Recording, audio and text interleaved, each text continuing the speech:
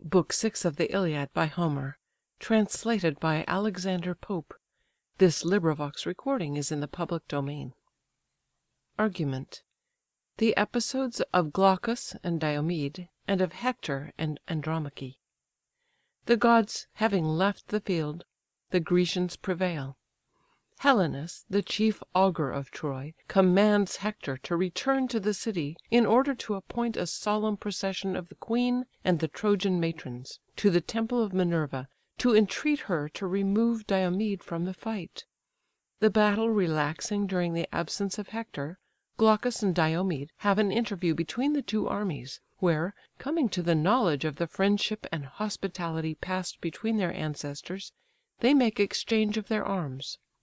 Hector, having performed the orders of Helenus, prevails upon Paris to return to the battle, and, taking a tender leave of his wife Andromache, hastens again to the field. The scene is first in the field of battle between the rivers Simois and Scamander, and then changes to Troy. Now heaven forsakes the fight; the immortals yield to human force and human skill the field. Dark showers of javelins fly from foes to foes; now here, now there, the tide of combat flows; while Troy's famed streams that bound the deathful plain on either side run purple to the main. Great Ajax first to conquest led the way, broke the thick ranks, and turned the doubtful day. The Thracian Acamas his falchion found, and hew'd the enormous giant to the ground. His thundering arm a deadly stroke impress'd, where the black horsehair nodded o'er his crest. Fix'd in his front the brazen weapon lies, and seals in endless shades his swimming eyes. Next, Teuthras' son distain'd the sands with blood. Axylus, hospitable, rich, and good, in fair Arisbus' walls, his native place, he held his seat, a friend to human race. Fast by the road, his ever open door obliged the wealthy, and relieved the poor. To stern Tydides now he falls a prey, no friend to guard him in the dreadful day. Breathless the good man fell, and by his side his faithful servant, old Calesius, died. By great Euryalus was Dreson slain, and next he laid Opheltius on the plain. Two twins were near, bold, beautiful, and young, from a fair Naiad and Bucolion sprung. Laomedon's white flocks Bucolion fed, that monarch's first born by a foreign bed. In secret woods he won the Naiad's grace, and two fair infants crown'd his strong embrace. Here dead they lay, in all their youthful charms; the ruthless victor stripped their shining arms. Astylus by Polypœtes fell; Ulysses' spear Tydides sent to hell. By Teucer's shaft brave Aretaon bled, and Nestor's son laid stern Ablerus dead. Great Agamemnon, leader of the brave, the mortal wound of rich Elatus gave, who held in Pedasus his proud abode, and till'd the banks where silver Satnioeus flow'd. Melanthius by Eurypylus was slain, and Phylacus from Leitus flies in vain. Unbless'd Adrastus next at mercy lies beneath the Spartan spear, a living prize. Scared with the din and tumult of the fight, his headlong steeds, precipitate in flight, rush'd on a tamarisk's strong trunk, and broke the shatter'd chariot from the crooked yoke. Wide o'er the field, resistless as the wind, for Troy they fly, and leave their lord behind. Prone on his face he sinks beside the wheel; Atrides o'er him shakes his vengeful steel. The fallen chief in suppliant posture press'd the victor's knees, and thus his prayer address'd: "Oh spare my youth, and for the life I owe, large gifts of price my father shall bestow, when fame shall tell that, not in battle slain, thy hollow ships his captive son detain. Rich heaps of brass shall in thy tent be told, and steel well temper'd, and persuasive gold." He said. Compassion touch'd the hero's heart; he stood suspended with the lifted dart. As pity pleaded for his vanquish'd prize, stern Agamemnon swift to vengeance flies, and furious thus: "O impotent of mind! Shall these Atrides mercy find? Well hast thou known proud Troy's perfidious land, And well her natives merit at thy hand. Not one of all the race, nor sex, nor age, Shall save a Trojan from our boundless rage. Ilion shall perish whole, and bury all; Her babes, her infants at the breast shall fall; A dreadful lesson of exampled fate, To warn the nations, and to curb the great." The monarch spoke; the words, with warmth address'd, To rigid justice steel'd his brother's breast. Fierce from his knees the hapless chief he thrust; The monarch's javelin stretch'd him in the dust. Then pressing with his foot his panting heart, Forth from the slain he tugg'd the reeking dart. Old Nestor saw, and roused the warrior's rage. "Thus, heroes! thus the vigorous combat wage! No son of Mars descend, for servile gains, To touch the booty while a foe remains. Behold yon glittering host, your future spoil; First gain the conquest, then reward the toil." And now had Greece eternal fame acquired, And frighted Troy within her walls retired, Had not sage Helenus her state redress'd, Taught by the gods, that moved his sacred breast. Where Hector stood, with great Æneas join'd, The seer reveal'd the counsels of his mind.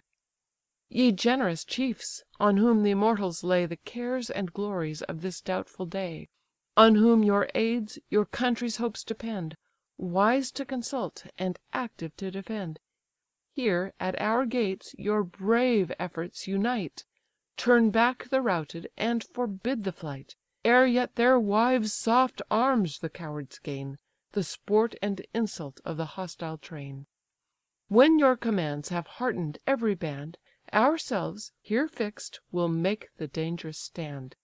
Press'd as we are, and sore of former fight, These straits demand our last remains of might. Meanwhile, thou, Hector, to the town retire, And teach our mother what the gods require. Direct the queen to lead the assembled train Of Troy's chief matrons to Minerva's fane. Unbar the sacred gates, and seek the power, With offer'd vows, in Ilion's topmost tower. The largest mantle her rich wardrobes hold, Most prized for art, and labour'd o'er with gold, Before the goddess' honour'd knees be spread, And 12 young heifers to her altars led. If so the power, atoned by fervent prayer, Our wives, our infants, and our city spare, And far avert Tydides' wasteful ire, That mows whole troops, and makes all Troy retire. Not thus Achilles taught our hosts to dread, Sprung though he was from more than mortal bed. Not thus resistless ruled the stream of fight, In rage unbounded, and unmatch'd in might. Hector obedient heard, and with a bound Leap'd from his trembling chariot to the ground. Through all his host inspiring force he flies, And bids the thunder of the battle rise. With rage recruited, the bold Trojans glow, And turn the tide of conflict on the foe. Fierce in the front he shakes 2 dazzling spears; All Greece recedes, and midst her triumphs fears. Some god, they thought, who ruled the fate of wars, Shot down avenging from the vault of stars.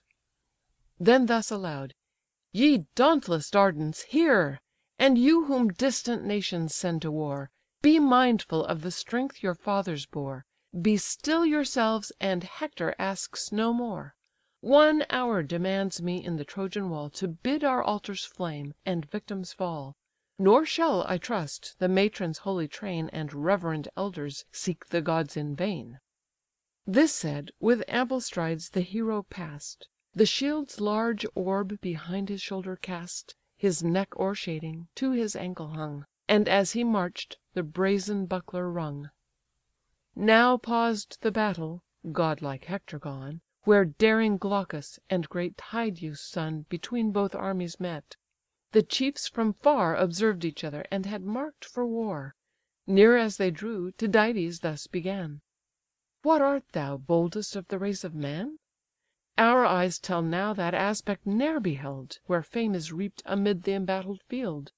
Yet far before the troops thou darest appear, And meet a lance the fiercest heroes fear. Unhappy they, and born of luckless sires, Who tempt our fury when Minerva fires! But if from heaven, celestial, thou descend, know with immortals we no more contend. Not long Lycurgus view'd the golden light, That daring man, who mix'd with gods in fight. Bacchus and Bacchus' votaries he drove, With brandish'd steel, from Nysa's sacred grove. Their consecrated spears lay scatter'd round, With curling vines and twisted ivy bound; While Bacchus, headlong, sought the briny flood, And Thetis' arms received the trembling god. Nor fail'd the crime the immortals' wrath to move, The immortals, bless'd with endless ease above. Deprived of sight by their avenging doom, Cheerless he breathed, and wander'd in the gloom; Then sunk unpitied to the dire abodes, A wretch accursed, and hated by the gods. I brave not heaven; but if the fruits of earth Sustain thy life, and human be thy birth, Bold as thou art, too prodigal of breath, Approach, and enter the dark gates of death." "What, or from whence I am, or who my sire, (replied the chief,) can Tydeus' son inquire? Like leaves on trees the race of man is found, Now green in youth, now withering on the ground. Another race the following spring supplies; They fall successive, and successive rise: So generations in their course decay, So flourish these, when those are pass'd away. But if thou still persist to search my birth, Then hear a tale that fills the spacious earth. A city stands on Argos' utmost bound, Argos the fair, for warlike steeds renowned. Æolian Sisyphus, with wisdom bless'd, In ancient time the happy wall possess'd. Then called Ephyra, Glaucus was his son, Great Glaucus, father of Bellerophon, Who o'er the sons of men in beauty shined, Loved for that valour which preserves mankind. Then mighty Praetus Argos' sceptre sway'd, Whose hard commands Bellerophon obey'd. With direful jealousy the monarch raged, And the brave prince in numerous toils engaged. For him Antaea burn'd with lawless flame, And strove to tempt him from the paths of fame. In vain she tempted the relentless youth, Endued with wisdom, sacred fear, and truth. Fired at his scorn, the queen to Praetus fled, And begg'd revenge for her insulted bed. Incensed he heard, resolving on his fate, But hospitable laws restrained his hate. To Lycia the devoted youth he sent, With tablets sealed, that told his dire intent. Now bless'd by every power who guards the good, The chief arrived at Xanthus' silver flood. There Lycia's monarch paid him honours due, 9 days he feasted, and 9 bulls he slew. But when the 10th bright morning orient glow'd, The faithful youth his monarch's mandate show'd. The fatal tablets, till that instant seal'd, The deathful secret to the king reveal'd. First, dire Chimaera's conquest was enjoined, A mingled monster of no mortal kind. Behind, a dragon's fiery tail was spread, A goat's rough body bore a lion's head. Her pitchy nostrils flaky flames expire, Her gaping throat emits infernal fire. This pest he slaughter'd, for he read the skies, And trusted heaven's informing prodigies. Then met in arms the Solymaean crew, Fiercest of men, and those the warrior slew. Next the bold Amazons' whole force defied, And conquer'd still, for heaven was on his side. Nor ended here his toils: his Lycian foes At his return a treacherous ambush rose, With levell'd spears along the winding shore. There fell they breathless, and return'd no more. At length the monarch, with repentant grief, Confess'd the gods, and god-descended chief. His daughter gave, the stranger to detain, With half the honours of his ample reign. The Lycians grant a chosen space of ground, With woods, with vineyards, and with harvests crown'd. There long the chief his happy lot possess'd, With 2 brave sons, and 1 fair daughter bless'd. Fair e'en in heavenly eyes; her fruitful love Crown'd with Sarpedon's birth the embrace of Jove. But when at last, distracted in his mind, Forsook by heaven, forsaking humankind, Wide o'er the Ilian field he chose to stray, A long, forlorn, uncomfortable way. Woes heaped on woes consumed his wasted heart; His beauteous daughter fell by Phoebe's dart. His eldest born by raging Mars was slain, in combat on the Solymaean plain. Hippolochus survived, from him I came, The honour'd author of my birth and name. By his decree I sought the Trojan town, By his instructions learn'd to win renown, To stand the first in worth as in command, To add new honours to my native land, Before my eyes my mighty sires to place, And emulate the glories of our race." He spoke, and transport fill'd Tydides' heart; In earth the generous warrior fix'd his dart. Then, friendly, thus the Lycian prince address'd: "Welcome, my brave hereditary guest! Thus ever let us meet, with kind embrace, Nor stain the sacred friendship of our race. Know, chief, our grandsires have been guests of old, Œneus the strong, Bellerophon the bold. Our ancient seat his honour'd presence graced, Where 20 days in genial rites he pass'd. The parting heroes mutual presents left. A golden goblet was thy grandsire's gift; Œneus a belt of matchless work bestow'd, That rich with Tyrian dye refulgent glow'd. This from his pledge I learn'd, which, safely stored Among my treasures, still adorns my board.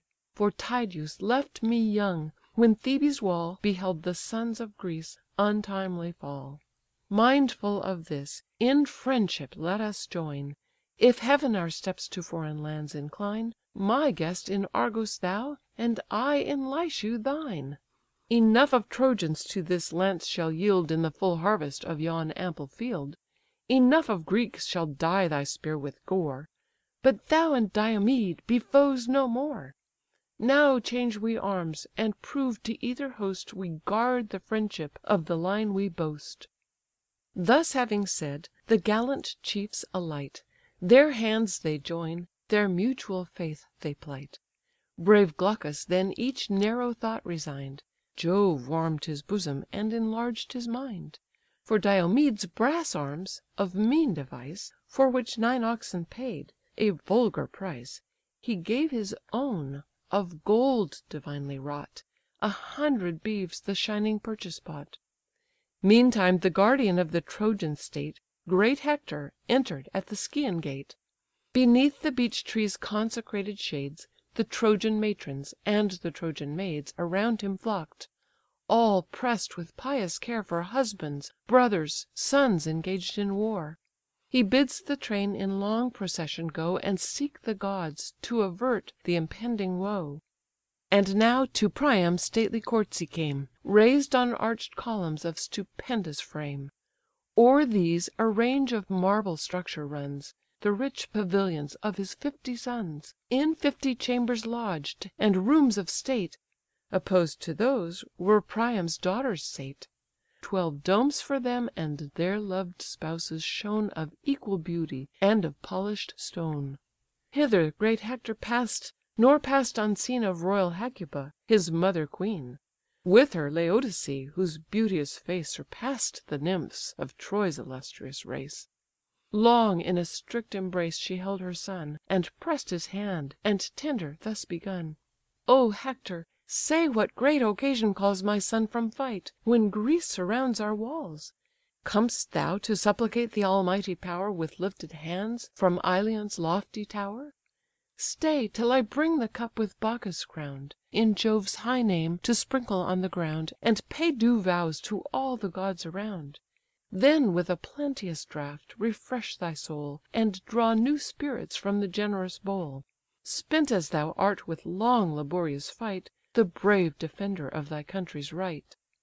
"Far hence be Bacchus' gifts, (the chief rejoined,) Inflaming wine, pernicious to mankind, Unnerves the limbs, and dulls the noble mind. Let chiefs abstain, and spare the sacred juice To sprinkle to the gods; its better use. By me that holy office were profaned; Ill fits it me, with human gore distain'd, To the pure skies these horrid hands to raise, Or offer heaven's great sire polluted praise. You with your matrons go, a spotless train, And burn rich odours in Minerva's fane. The largest mantle your full wardrobes hold, Most prized for art, and labour'd o'er with gold, Before the goddess honour'd knees be spread, And 12 young heifers to her altar led. So may the power, atoned by fervent prayer, Our wives, our infants, and our city spare, And far avert Tydides' wasteful ire, Who mows whole troops, and makes all Troy retire. Be this, O mother, your religious care: I go to rouse soft Paris to the war. If yet not lost to all the sense of shame, The recreant warrior hear the voice of fame. O would kind earth the hateful wretch embrace, That pest of Troy, that ruin of our race! Deep to the dark abyss might he descend, Troy yet should flourish, and my sorrows end." This heard, she gave command, and summon'd came Each noble matron and illustrious dame. The Phrygian queen to her rich wardrobe went, Where treasured odours breathed a costly scent. There lay the vestures of no vulgar art, Sidonian maids embroider'd every part, Whom from soft Sidon youthful Paris bore, With Helen, touching on the Tyrian shore.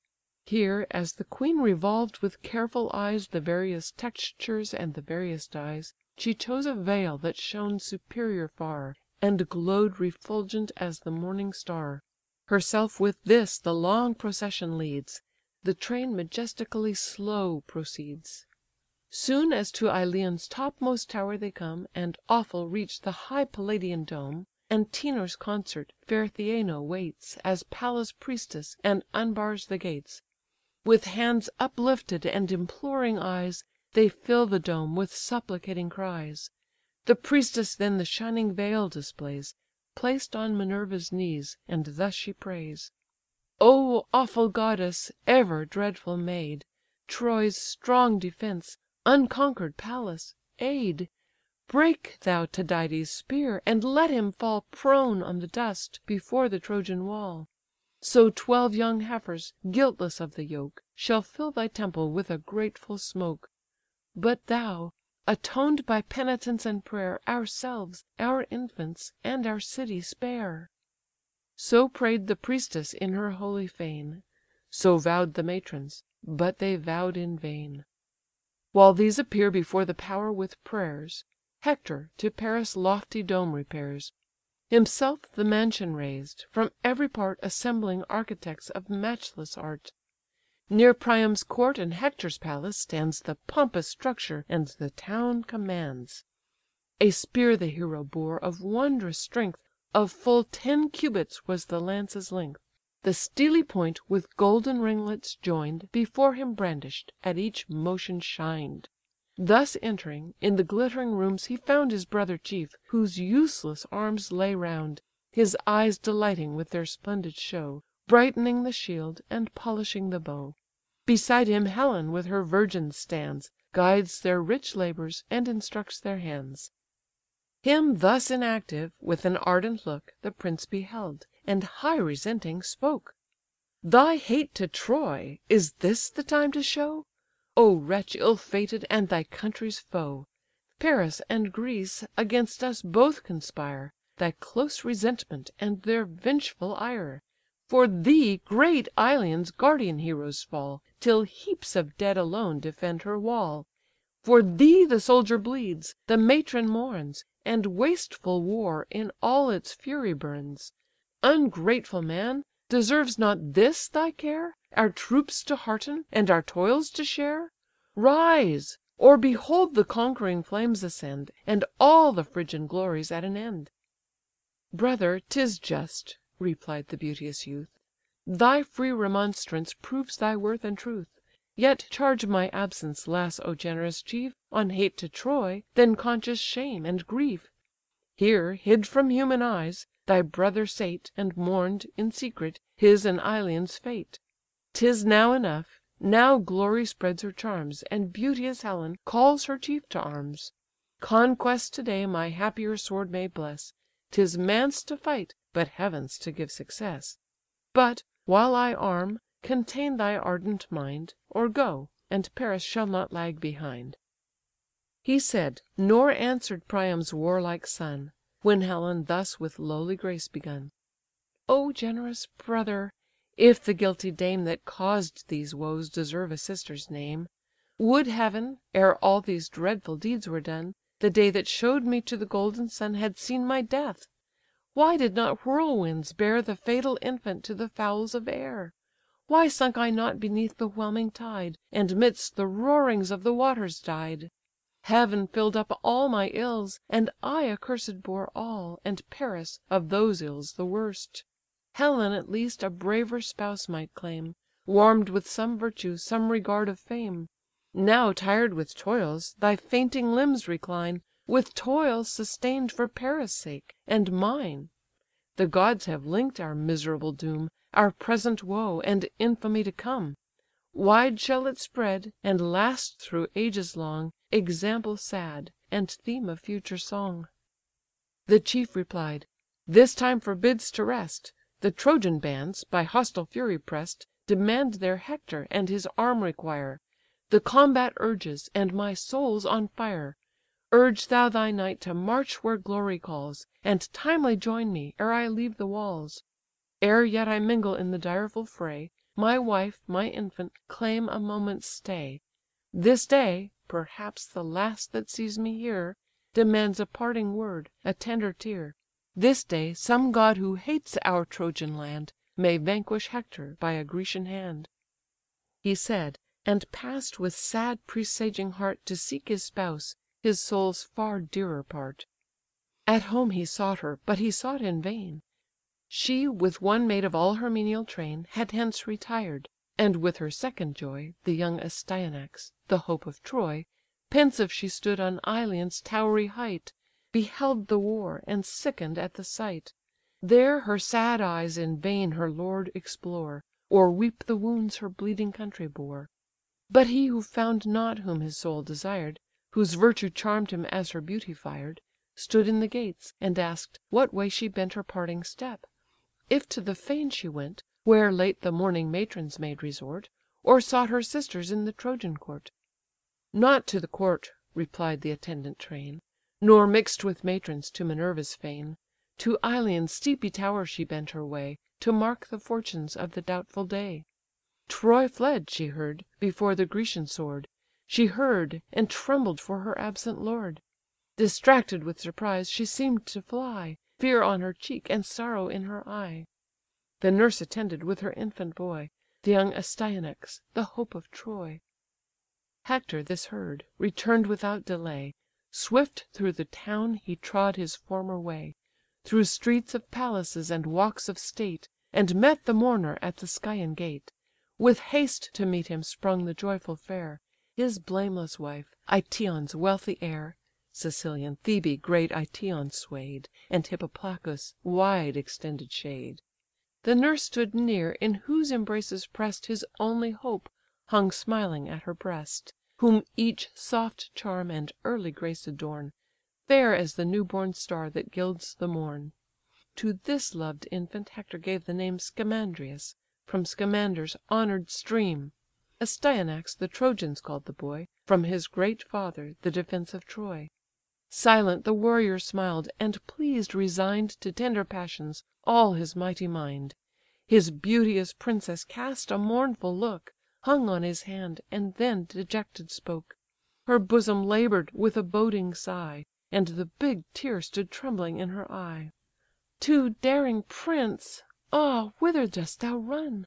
Ah, too forgetful of thy wife and son!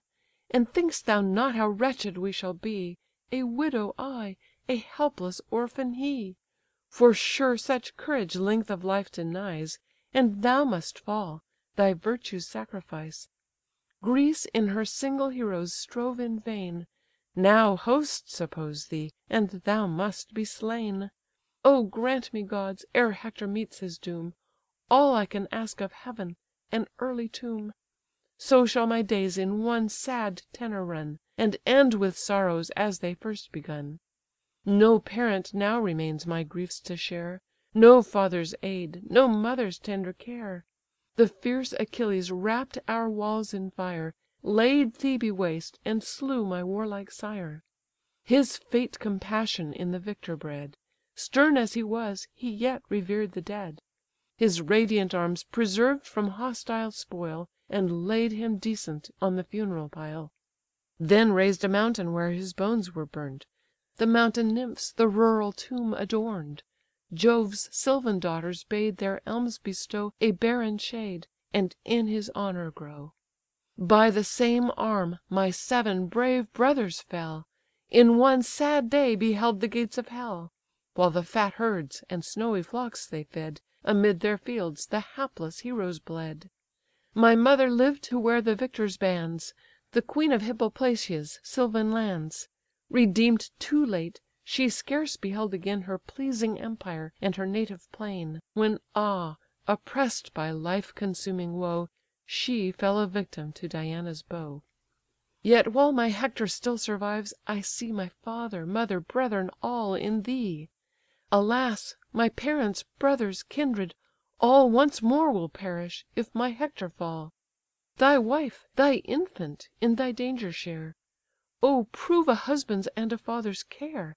That quarter most the skilful Greeks annoy, Where yon wild fig trees join the wall of Troy. Thou from this tower defend the important post; There Agamemnon points his dreadful host, That past Tydides, Ajax, strive to gain, And there the vengeful Spartan fires his train. Thrice our bold foes the fierce attack have given, Or led by hopes, or dictated from heaven. Let others in the field their arms employ, But stay my Hector here, and guard his Troy." The chief replied: "That post shall be my care, Not that alone, but all the works of war. How would the sons of Troy, in arms renown'd, And Troy's proud dames, whose garments sweep the ground, Attaint the lustre of my former name, Should Hector basely quit the field of fame? My early youth was bred to martial pains, My soul impels me to the embattled plains. Let me be foremost to defend the throne, And guard my father's glories and my own. Yet come it will, the day decreed by fates, How my heart trembles while my tongue relates! The day when thou, imperial Troy, must bend, And see thy warriors fall, thy glories end. And yet no dire presage so wounds my mind, My mother's death, the ruin of my kind; Not Priam's hoary hairs defiled with gore, Not all my brothers gasping on the shore, As thine, Andromache: thy griefs I dread. I see thee trembling, weeping, captive led, In Argive looms our battles to design, And woes, of which so large a part was thine, To bear the victor's hard commands, or bring The weight of waters from Hyperia's spring. There, while you groan beneath the load of life, They cry, 'Behold the mighty Hector's wife!' Some haughty Greek, who lives thy tears to see, Embitters all thy woes, by naming me. The thoughts of glory past, and present shame, 1,000 griefs shall waken at the name. May I lie cold before that dreadful day, Press'd with a load of monumental clay! Thy Hector, wrapp'd in everlasting sleep, Shall neither hear thee sigh, nor see thee weep." Thus having spoke, the illustrious chief of Troy Stretch'd his fond arms to clasp the lovely boy. The babe clung crying to his nurse's breast, Scared at the dazzling helm and nodding crest. With secret pleasure each fond parent smiled, And Hector hasted to relieve his child, The glittering terrors from his brows unbound, And placed the beaming helmet on the ground; Then kiss'd the child, and lifting high in air, Thus to the gods preferr'd a father's prayer: "O thou, whose glory fills the ethereal throne, And all ye deathless powers, protect my son; Grant him, like me, to purchase just renown, To guard the Trojans, to defend the crown, Against his country's foes the war to wage, And rise the Hector of the future age.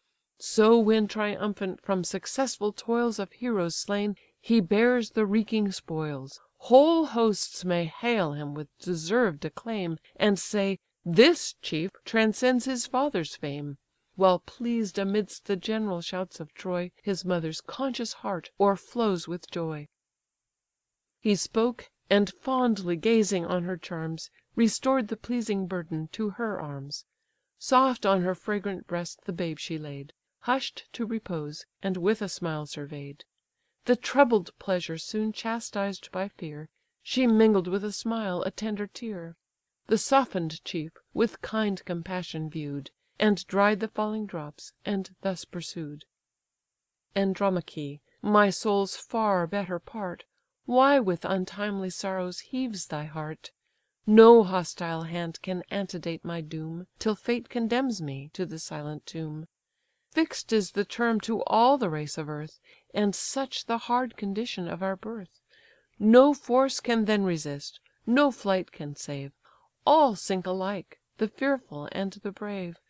No more, but hasten to thy tasks at home, There guide the spindle, and direct the loom.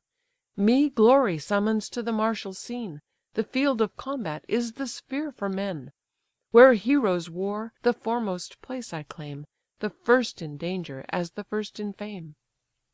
Thus having said, the glorious chief resumes His towery helmet, black with shading plumes; His princess parts with a prophetic sigh, Unwilling parts, and oft reverts her eye, That stream'd at every look; then moving slow, Sought her own palace, and indulged her woe. There, while her tears deplored the godlike man, Through all her train the soft infection ran. The pious maids their mingled sorrows shed, And mourn the living Hector as the dead. But now, no longer deaf to honour's call, Forth issues Paris from the palace wall. In brazen arms that cast a gleamy ray, Swift through the town the warrior bends his way. The wanton courser thus with reins unbound Breaks from his stall, and beats the trembling ground. Pamper'd and proud, he seeks the wonted tides, And laves, in height of blood, his shining sides. His head now freed he tosses to the skies, His mane dishevell'd o'er his shoulders flies. He snuffs the females in the distant plain, And springs, exulting, to his fields again. With equal triumph, sprightly, bold, and gay, In arms refulgent as the god of day, The son of Priam, glorying in his might, Rush'd forth with Hector to the fields of fight. And now the warriors passing on the way, The graceful Paris first excused his stay. To whom the noble Hector thus replied: "O chief!